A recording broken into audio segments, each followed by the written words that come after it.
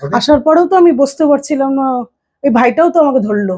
হাঁটতে কষ্ট হচ্ছিল, বসতে কষ্ট হচ্ছিল, শুতে কষ্ট হচ্ছিল, পাশ ফিরতে কষ্ট। এখন কেমন লাগছে? না, অনেকটাই ভালো লাগছে, মানে এটা করার পরে সত্যি ভালো লাগছে। যেটা না না না, লাগে লাগে লাগে, সত্যি লাগছে, মা লাগে।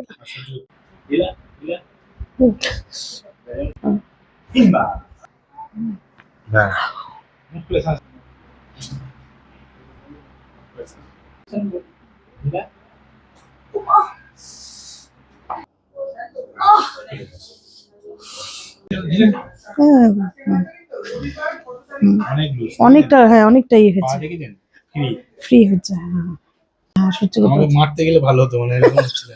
ওরকমই। এখন না এখন, হ্যাঁ হ্যাঁ ওকে, হ্যাঁ। বাস বাস এ বাবা, আছে লুজ, বডি লুজ। আমার প্রবলেম হলো, আমি গত নভেম্বর থেকেই ভুগছি।